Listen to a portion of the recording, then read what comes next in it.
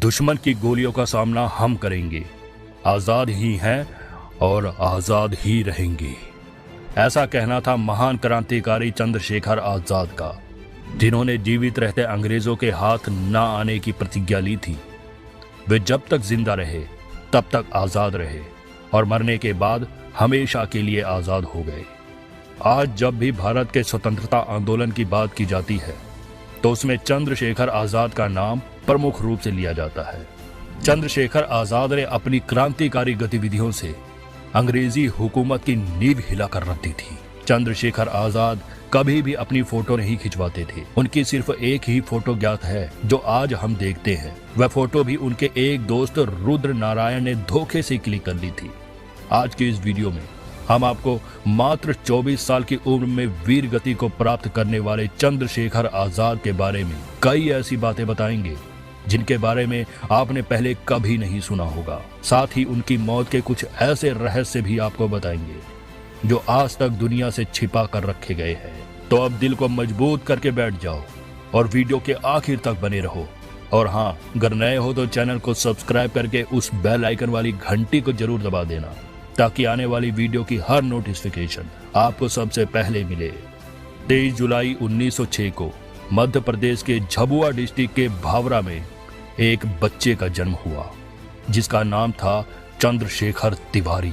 चंद्रशेखर के पिता का नाम सीताराम तिवारी और माता का नाम जगरानी देवी था। वैसे तो चंद्रशेखर का परिवार उत्तर प्रदेश के उन्नाव जिले का रहने वाला था, लेकिन सूखा पड़ने के कारण वे मध्य प्रदेश शिफ्ट हो गए थे।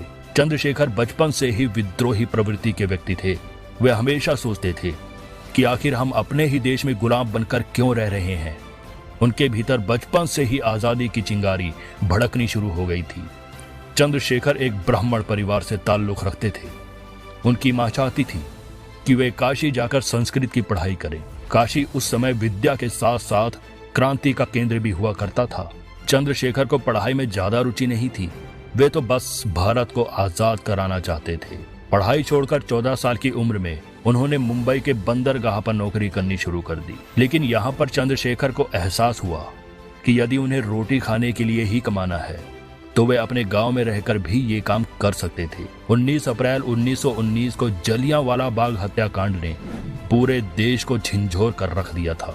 हर किसी के मन में अब अंग्रेजों के विरुद्ध आक्रोश पैदा हो रहा था। इसी समय चंद्रशेखर के भीतर का क्रांतिकारी बाहर आया। साल 1921 में मात्र 15 साल की उम्र में चंद्रशेखर महात्मा गांधी द्वारा चलाए जा रहे असहयोग आंदोलन से जुड़ गए। आंदोलन के दौरान उनकी गिरफ्तारी भी हुई और कई देशभक्तों के साथ वे जेल भी गए। जेल जाने के बाद कोर्ट में जज के सामने उनकी पेशी हुई। जज ने 15 साल के इस बच्चे से पूछा कि तुम्हारा नाम क्या है। उन्होंने कहा, मेरा नाम आजाद है। जज ने पिता का नाम पूछा तो चंद्रशेखर ने जवाब दिया स्वतंत्रता, और पता पूछने पर चंद्रशेखर ने जवाब दिया कारावास। आजादी की चाह रखने वाले लोगों ने जब 15 साल के युवा के मुंह से ये बातें सुनी तो हर कोई दंग रह गया था। लेकिन उनके जवाब से ब्रिटिशियर्स और जज तिलमिला उठे और चंद्रशेखर को 15 कोड़े मारने की सजा सुनाई गई। 15 कोड़े की सजा आसान नहीं थी। अच्छे अच्छे लोगों की चमड़ी उधड़ जाया करती थी, लेकिन वे तो चंद्रशेखर थे। हर कोड़े के बाद उनके मुंह से आवाज आई, वंदे मातरम, वंदे मातरम, भारत माता की जय। जेल से बाहर आने के बाद चंद्रशेखर तिवारी को अब हर कोई चंद्रशेखर आजाद के नाम से जानने लगा था। साथ ही कुछ लोग उन्हें पंडित जी कहकर भी संबोधित किया करते थे। 1922 में महात्मा गांधी ने असहयोग आंदोलन बंद कर दिया। चंद्रशेखर आजाद बचपन में ही आदिवासियों के साथ काफी रहे थे और उन्हें तीरंदाजी का भी शौक था। इसी वजह से उनका निशाना अचूक माना जाता था। कुछ समय बाद चंद्रशेखर आजाद की मुलाकात मनमथ नाथ गुप्ता से हुई, जो महान लेखक हुआ करते थे। उन्हीं के जरिए राम प्रसाद बिस्मिल और अशफाकुल्लाह खान जैसे लोगों से भी आजाद का मिलना हुआ। उन दिनों राम प्रसाद बिस्मिल हिंदुस्तान रिपब्लिक एसोसिएशन के संस्थापक हुआ करते थे। उन्होंने आजाद का कोर्ट वाला किस्सा सुना था, जिससे वे काफी प्रभावित हुए थे। HRA में आजाद को फंड इकट्ठा करने का काम सौंपा गया, जो अधिकतर ब्रिटिशियर्स के सामान चोरी करके इकट्ठा किया जाता था। एक बार आजाद ने ट्रेन लूटने का प्लान बनाया, जिसे आज पूरा भारत काकोरी कांड के नाम से जानता है। हालांकि सरकार ने इसका नाम बदलकर काकोरी ट्रेन एक्शन रख दिया है। इस कांड के बाद आजाद बच निकले थे और अब उनका कद काफी बढ़ गया था। उसी दौरान भारत में साइमन कमीशन का जमकर विरोध हो रहा था और एक विरोध प्रदर्शन में लाठी चार्ज के दौरान लाला लाजपत राय जैसे महान क्रांतिकारी की मृत्यु हो गई थी। उनकी मौत का बदला लेने के लिए भगत सिंह के साथ मिलकर आजाद ने अंग्रेज डीएसपी जॉन सैंडर्स की हत्या का प्लान बनाया और उसमें सफल भी हुए। इसके बाद चंद्रशेखर आजाद ने आगरा में बम बनाने का कारखाना शुरू किया। भगत सिंह और बटुकेश्वर दत्त ने 8 अप्रैल 1929 को असेंबली पर जो बम फेंका था वह बम आजाद ने ही बनाया था। असेंबली पर बम फेंकने के बाद भगत सिंह को गिरफ्तार कर लिया गया। राजगुरु भगत सिंह और सुखदेव को फांसी की सजा सुना दी गई। इनकी सजा कम कराने के लिए आजाद ने बहुत प्रयत्न किए। पहले उन्होंने दुर्गा भाभी को गांधी जी के पास भेजा, लेकिन गांधी जी ने कहा कि दोषियों को सजा दी जानी चाहिए। असल में गांधी जी भगत सिंह की क्रांतिकारी विचारधारा का विरोध किया करते थे। वहीं ब्रिटिशर्स अधिकारी चंद्रशेखर आजाद को ढूंढने की भी कोशिश कर रहे थे। उनके ऊपर 5,000 रुपए का इनाम भी घोषित किया गया था। वह झांसी में अपने दोस्त के यहाँ एक सुरंग बनाकर रहने लगे। कभी सन्यासी के वेश में तो कभी स्त्री का भेष भी उन्होंने धारण किया। 27 अप्रैल 1931 को इलाहाबाद के अल्फ्रेड पार्क में जब आजाद बैठे थे, तभी अचानक किसी ने अंग्रेजी अधिकारियों को आजाद के होने की सूचना दी। वह मुखबरी किसने की, इसके बारे में हम आगे बताएंगे। अंग्रेज जैसे ही अल्फ्रेड पार्क पहुंचे तो आजाद और उनके साथी से नाम पूछा। जवाब में आजाद ने गोलियां चलानी शुरू कर दी। वह अकेले ही काफी देर तक पुलिस अधिकारी नॉन बाबर और ठाकुर विश्वेश्वर का सामना करते रहे। इसी दौरान चंद्रशेखर घायल हो गए और उन्होंने देखा कि उनकी गोलियां भी खत्म होने वाली है। जब उन्हें बचने का कोई उपाय नहीं दिखा तो उन्होंने बंदूक की अंतिम गोली खुद को मार ली।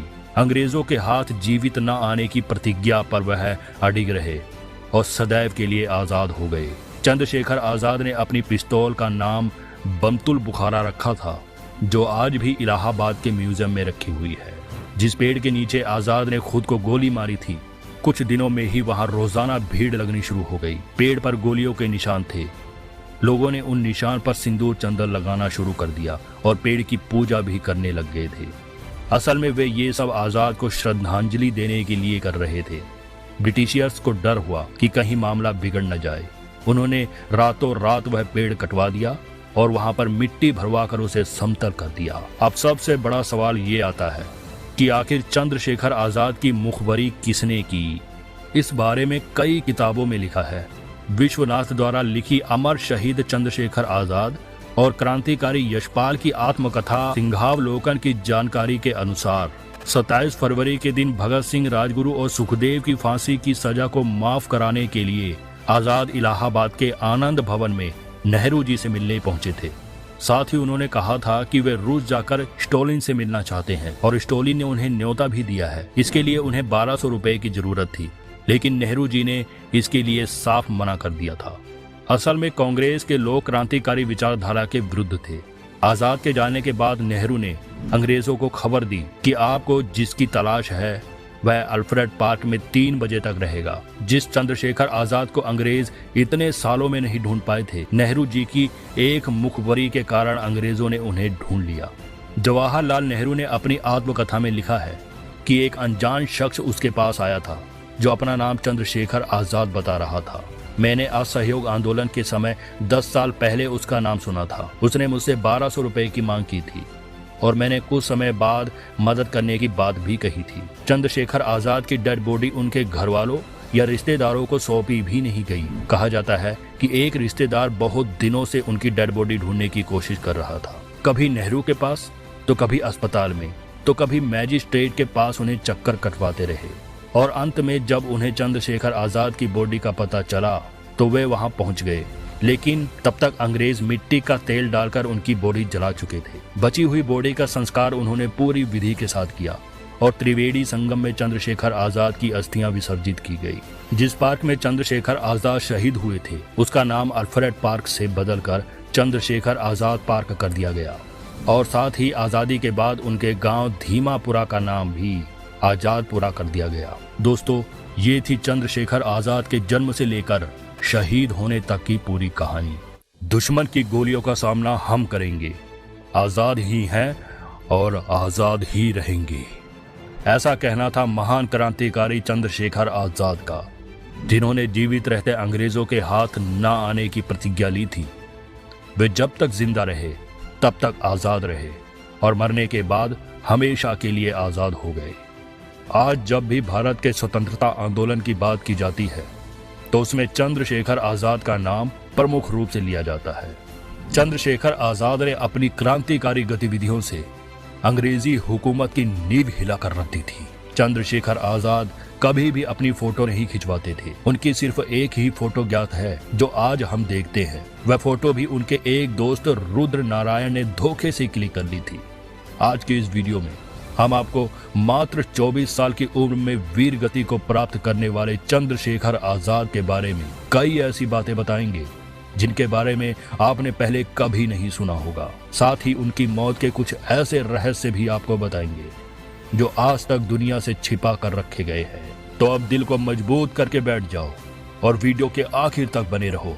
और हाँ, अगर नए हो तो चैनल को सब्सक्राइब करके उस बेल आइकन वाली घंटी को जरूर दबा देना, ताकि आने वाली वीडियो की हर नोटिफिकेशन आपको सबसे पहले मिले।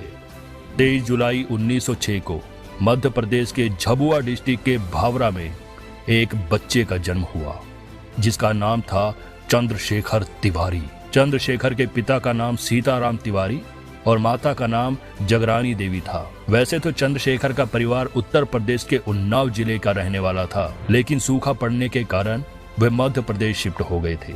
चंद्रशेखर बचपन से ही विद्रोही प्रवृत्ति के व्यक्ति थे। वे हमेशा सोचते थे कि आखिर हम अपने ही देश में गुलाम बनकर क्यों रह रहे हैं। उनके भीतर बचपन से ही आजादी की चिंगारी भड़कनी शुरू हो गई थी। चंद्रशेखर एक ब्राह्मण परिवार से ताल्लुक रखते थे। उनकी मां चाहती थी कि वे काशी जाकर संस्कृत की पढ़ाई करें। काशी उस समय विद्या के साथ साथ क्रांति का केंद्र भी हुआ करता था। चंद्रशेखर को पढ़ाई में ज्यादा रुचि नहीं थी। वे तो बस भारत को आजाद कराना चाहते थे।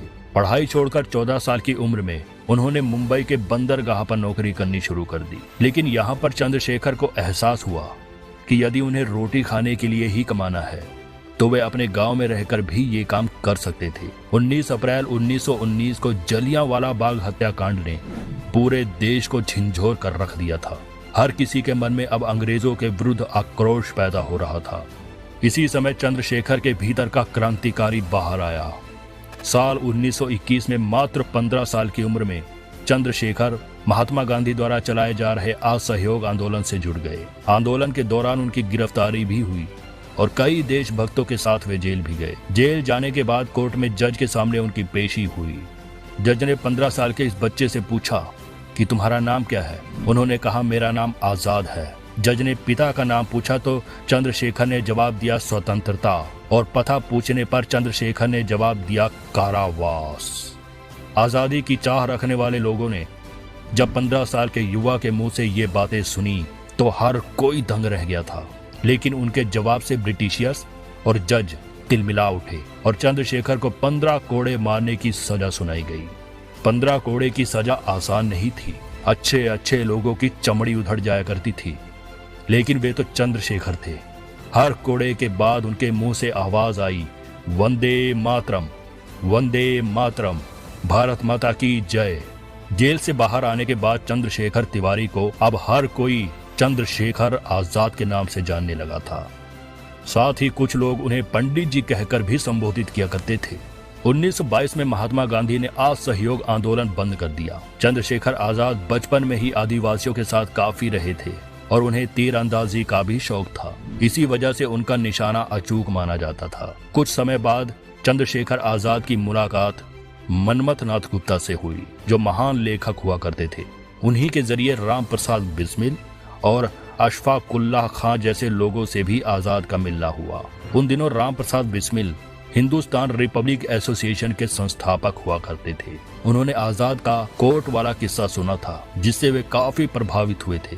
HRA में आजाद को फंड इकट्ठा करने का काम सौंपा गया, जो अधिकतर ब्रिटिशियर्स के सामान चोरी करके इकट्ठा किया जाता था।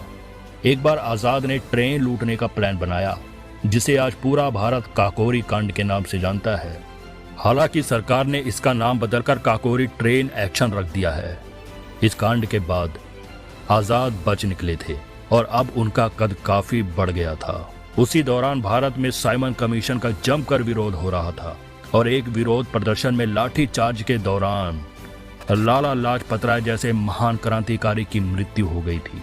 उनकी मौत का बदला लेने के लिए भगत सिंह के साथ मिलकर आजाद ने अंग्रेज डीएसपी जॉन सैंडर्स की हत्या का प्लान बनाया और उसमें सफल भी हुए। इसके बाद चंद्रशेखर आजाद ने आगरा में बम बनाने का कारखाना शुरू किया। भगत सिंह और बटुकेश्वर दत्त ने 8 अप्रैल 1929 को असेंबली पर जो बम फेंका था वह बम आजाद ने ही बनाया था। असेंबली पर बम फेंकने के बाद भगत सिंह को गिरफ्तार कर लिया गया। राजगुरु भगत सिंह और सुखदेव को फांसी की सजा सुना दी गई। इनकी सजा कम कराने के लिए आजाद ने बहुत प्रयत्न किए। पहले उन्होंने दुर्गा भाभी को गांधी जी के पास भेजा, लेकिन गांधी जी ने कहा कि दोषियों को सजा दी जानी चाहिए। असल में गांधी जी भगत सिंह की क्रांतिकारी विचारधारा का विरोध किया करते थे। वहीं ब्रिटिशर्स अधिकारी चंद्रशेखर आजाद को ढूंढने की भी कोशिश कर रहे थे। उनके ऊपर 5,000 रुपए का इनाम भी घोषित किया गया था। वह झांसी में अपने दोस्त के यहाँ एक सुरंग बनाकर रहने लगे। कभी सन्यासी के वेश में तो कभी स्त्री का भेष भी उन्होंने धारण किया। 27 अप्रैल 1931 को इलाहाबाद के अल्फ्रेड पार्क में जब आजाद बैठे थे, तभी अचानक किसी ने अंग्रेजी अधिकारियों को आजाद के होने की सूचना दी। वह मुखबरी किसने की, इसके बारे में हम आगे बताएंगे। अंग्रेज जैसे ही अल्फ्रेड पार्क पहुंचे तो आजाद और उनके साथी से नाम पूछा। जवाब में आजाद ने गोलियां चलानी शुरू कर दी। वह अकेले ही काफी देर तक पुलिस अधिकारी नॉन बाबर और ठाकुर विश्वेश्वर का सामना करते रहे। इसी दौरान चंद्रशेखर घायल हो गए और उन्होंने देखा कि उनकी गोलियां भी खत्म होने वाली है। जब उन्हें बचने का कोई उपाय नहीं दिखा तो उन्होंने बंदूक की अंतिम गोली खुद को मार ली। अंग्रेजों के हाथ जीवित न आने की प्रतिज्ञा पर वह अडिग रहे और सदैव के लिए आजाद हो गए। चंद्रशेखर आजाद ने अपनी पिस्तौल का नाम बंतुल बुखारा रखा था, जो आज भी इलाहाबाद के म्यूजियम में रखी हुई है। जिस पेड़ के नीचे आजाद ने खुद को गोली मारी थी, कुछ दिनों में ही वहां रोजाना भीड़ लगनी शुरू हो गई। पेड़ पर गोलियों के निशान थे। लोगों ने उन निशान पर सिंदूर चंदन लगाना शुरू कर दिया और पेड़ की पूजा भी करने लग गए थे। असल में वे ये सब आजाद को श्रद्धांजलि देने के लिए कर रहे थे। ब्रिटिशियर्स को डर हुआ कि कहीं मामला बिगड़ न जाए। उन्होंने रातों रात वह पेड़ कटवा दिया और वहां पर मिट्टी भरवा कर उसे समतल कर दिया। अब सबसे बड़ा सवाल ये आता है कि आखिर चंद्रशेखर आजाद की मुखबरी किसने की। इस बारे में कई किताबों में लिखा है। विश्वनाथ द्वारा लिखी अमर शहीद चंद्रशेखर आजाद और क्रांतिकारी यशपाल की आत्मकथा सिंहावलोकन की जानकारी के अनुसार 27 फरवरी के दिन भगत सिंह, राजगुरु और सुखदेव की फांसी की सजा को माफ कराने के लिए आजाद इलाहाबाद के आनंद भवन में नेहरू जी से मिलने पहुंचे थे। साथ ही उन्होंने कहा था कि वे रूस जाकर स्टोलिन से मिलना चाहते हैं और स्टोलिन ने उन्हें न्योता भी दिया है। इसके लिए उन्हें 1200 रुपए की जरूरत थी, लेकिन नेहरू जी ने इसके लिए साफ मना कर दिया था। असल में कांग्रेस के लोग क्रांतिकारी विचारधारा के विरुद्ध थे। आजाद के जाने के बाद नेहरू ने अंग्रेजों को खबर दी कि आपको जिसकी तलाश है वह अल्फ्रेड पार्क में 3 बजे तक रहेगा। जिस चंद्रशेखर आजाद को अंग्रेज इतने सालों में नहीं ढूंढ पाए थे, नेहरू जी की एक मुखबरी के कारण अंग्रेजों ने उन्हें ढूंढ लिया। जवाहरलाल नेहरू ने अपनी आत्मकथा में लिखा है कि एक अनजान शख्स उसके पास आया था जो अपना नाम चंद्रशेखर आजाद बता रहा था। मैंने असहयोग आंदोलन के समय 10 साल पहले उसका नाम सुना था। उसने मुझसे 1200 रुपए की मांग की थी और मैंने कुछ समय बाद मदद करने की बात भी कही थी। चंद्रशेखर आजाद की डेड बॉडी उनके घर वालों या रिश्तेदारों को सौंपी भी नहीं गई। कहा जाता है कि एक रिश्तेदार बहुत दिनों से उनकी डेड बॉडी ढूंढने की कोशिश कर रहा था। कभी नेहरू के पास तो कभी अस्पताल में तो कभी मैजिस्ट्रेट के पास उन्हें चक्कर कटवाते रहे और अंत में जब उन्हें चंद्रशेखर आजाद की बॉडी का पता चला तो वे वहां पहुंच गए, लेकिन तब तक अंग्रेज मिट्टी का तेल डालकर उनकी बॉडी जला चुके थे। बची हुई बॉडी का संस्कार उन्होंने पूरी विधि के साथ किया और त्रिवेणी संगम में चंद्रशेखर आजाद की अस्थियां विसर्जित की गई। जिस पार्क में चंद्रशेखर आजाद शहीद हुए थे उसका नाम अल्फ्रेड पार्क से बदलकर चंद्रशेखर आजाद पार्क कर दिया गया और साथ ही आजादी के बाद उनके गांव धीमापुरा का नाम भी आजादपुरा कर दिया गया। दोस्तों, ये थी चंद्रशेखर आजाद के जन्म से लेकर शहीद होने तक की पूरी कहानी।